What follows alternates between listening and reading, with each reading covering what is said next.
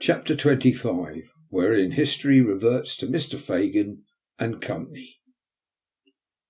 While these things were passing in the country workhouse, Mr. Fagin sat in the old den, the same from which Oliver had been removed by the girl, brooding over a dull, smoky fire. He held a pair of bellows upon his knee, with which he had apparently been endeavouring to rouse it into a more cheerful action, but he had fallen into deep thought, and with his arms folded on them and his chin resting on his thumbs, fixed his eyes abstractedly upon the rusty bars. At a table behind him sat the artful Dodger, Master Charles Bates, and Mr. Chitling, all intent upon a game of whist, while the artful, taking dummy against Master Bates and Mr. Chitling, the countenance of the first-named gentleman, particularly intelligent at all times, acquired a great additional interest from his close observance of the game, and his attentive perusal of Mr. Chitling's hand, upon which from time to time, as occasion served, he bestowed a variety of earnest glances, wisely regulating his own play by the result of his observations upon his neighbour's cards. It being a cold night, the Dodger wore his hat, as indeed was often his custom within doors. He also sustained a clay pipe between his teeth, which he only removed for a brief space when he deemed it necessary to apply for refreshment to a quart pot upon the table, which stood ready filled with gin and water for the accommodation of the company. Master Bates was also attentive to the play, but being of a more excitable nature than his accomplished friend, it was observable that he more frequently applied himself to the gin and water, and moreover indulged in many jests and irrelevant remarks, all highly unbecoming of a scientific rubber. Indeed, the artful, presuming upon their close attachment more than once, took occasion to reason gravely with his companion upon these improprieties, all of which remonstrances Master Bates received in extremely good part, merely requesting his friend to be blowed, or to similar kind, the happy application of which excited considerable admiration in the mind of Mr. Chitling. It was remarkable that the latter gentleman and his partner invariably lost, and that the circumstance, so far from angering Master Bates, appeared to afford him the highest amusement, inasmuch as he laughed most uproariously at the end of every deal, and protested that he had never seen such a jolly game in all his born days. "That's two doubles and a rub," said Mr. Chitling with a long face as he drew half a crown from his waistcoat pocket. "I never see such a feller as you, Jack. You win everything.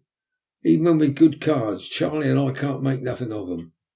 Either the master or the manner of this remark, which was made very ruefully, delighted Charlie Bates so much that his consequent shout of laughter roused the Jew from his reverie, and induced him to inquire what was the matter. "Matter, Fagin?" cried Charlie. "I wish you'd watched the play. Tommy Chitling hasn't won a point, and I went partners with him against the artful and dumb." "Aye, aye," said the Jew, with a grin which sufficiently demonstrated that he was at no loss to understand the reason. "Try 'em again, Tom, try 'em again." "No more of it for me, thank ye, Fagin," replied Mr. Chitling. "I've had enough. That 'ere Dodger has such a run of luck there's no standing again him." "Ah, my dear," replied the Jew, "you must get up very early in the morning to win against the Dodger."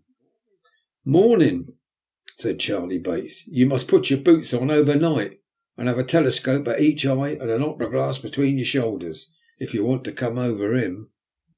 Mr. Dawkins received these handsome compliments with much philosophy, and offered to cut any gentleman in company for the first picture card at a shilling a time, nobody accepting the challenge, and his pipe by this time being smoked out, he proceeded to amuse himself by sketching a ground plan of Newgate on the table with a piece of chalk, which had served him in lieu of counters, whistling meantime with peculiar shrillness. "How precious dull you are, Tommy," said the Dodger, stopping short when there had been a long silence, and addressing Mr. Chitling. "What do you think he's thinking of, Fagin?" "How should I know, my dear?" replied the Jew, looking round as he plied the bellows. "About his losses, maybe, or the little retirement in the country he's got left, eh? Is that it, my dear?"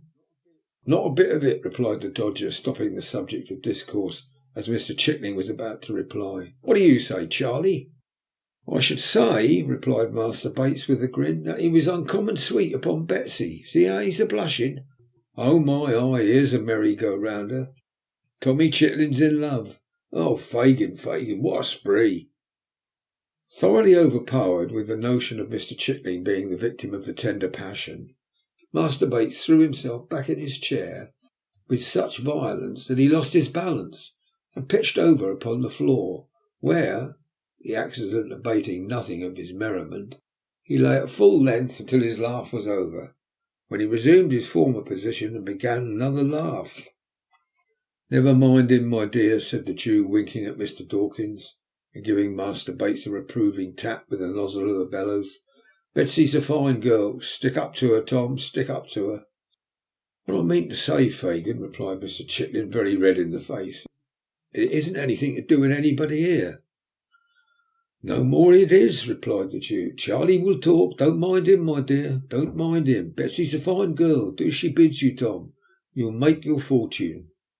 So I do as she bids me, replied Mr. Chitley. I shouldn't have been milled if it hadn't been for her advice. But it turned out a good job for you, didn't it, Fagin? That's what, 6 weeks of it? It must come, some time or another, and why not in the winter time, when you don't want to go out and walking so much, eh, Fagin? To be sure, my dear, replied the Jew. You wouldn't mind it again, Tom, would you? Asked the Dodger, winking upon Charlie and the Jew. If Bet was all right? I mean to say that I shouldn't, replied Tom angrily. There now, I all say as much as that, I should like to know, eh, Fagin? Nobody, my dear, replied the Jew. Not a soul, Tom. I don't know one of them that would do it besides you. Not one of them, my dear.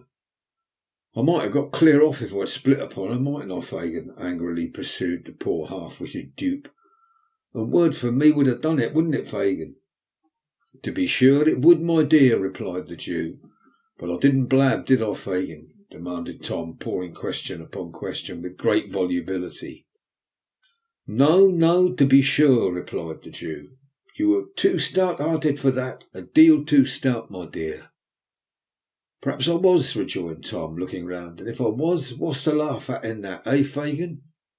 The Jew, perceiving that Mr. Chitley was considerably roused, hastened to assure him that nobody was laughing, and to prove the gravity of the company, appealed to Master Bates, the principal offender, but unfortunately Charlie, in opening his mouth to reply that he was never more serious in his life, was unable to prevent the escape of such a violent roar that the abused Mr. Chitley, without any preliminary ceremonies, rushed across the room and aimed a blow at the offender, who, being skilful in evading pursuit, ducked to avoid it, and chose his time so well that it lighted on the chest of the merry old gentleman, and caused him to stagger to the wall, where he stood panting for breath, while Mr. Chitley looked on in intense dismay.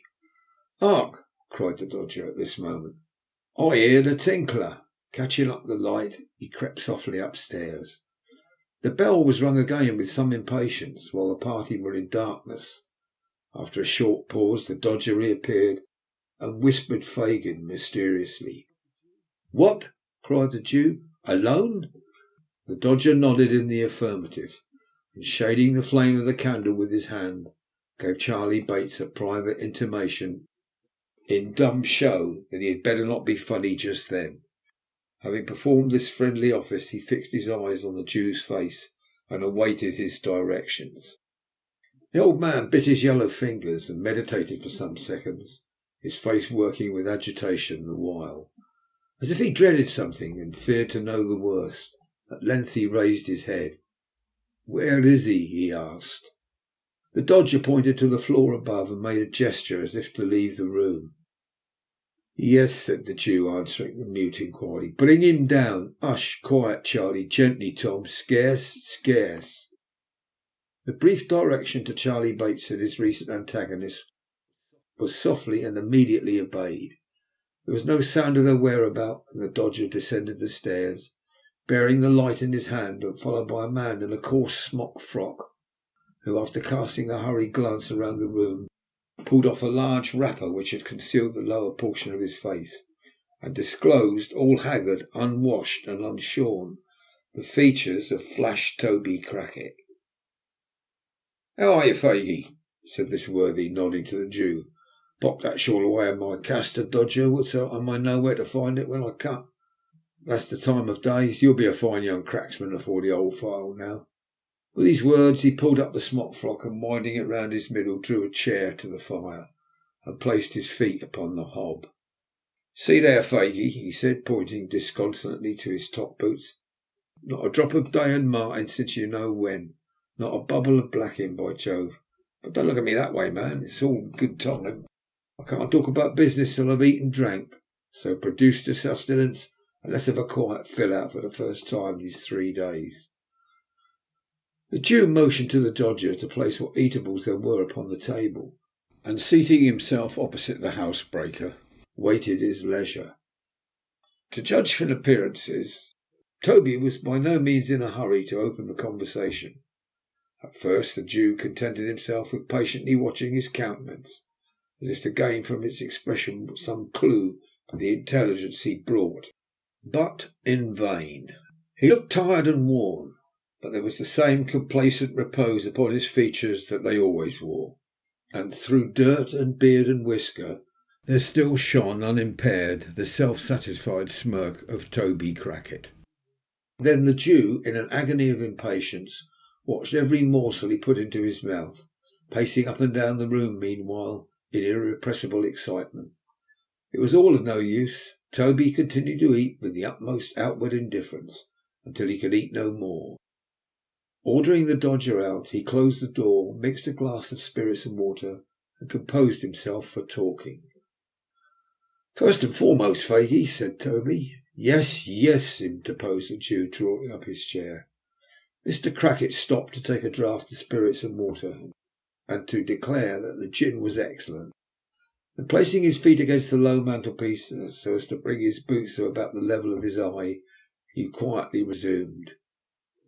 "First and foremost, Fagin," said the housebreaker, "how's Bill?" "What?" screamed the Jew, starting from his seat. "What, you don't mean to say—" began Toby, turning pale. "Mean?" cried the Jew, stamping furiously on the ground. "Where are they? Sykes and the boy, where are they?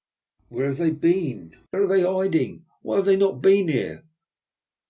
"The crack failed," said Toby faintly. "I know it," replied the Jew, tearing a newspaper from his pocket and pointing to it. "What more?" "They fired and hit the boy. We cut over the fields at the back with him between us, straight as a crow flies, through hedge and ditch. They gave chase. Damn, the whole country was awake and the dogs upon us." "The boy?" "Bill had him on his back and scudded like the wind. We stopped to take him between us. His head hung down and he was cold. They were close upon our heels, every man for himself, and each from the gallows. We parted company, left the youngster lying in a ditch. Alive or dead, that's all I know about him." The Jew stopped to hear no more, but uttering a loud yell, twining his hands in his hair, rushed from the room and from the house.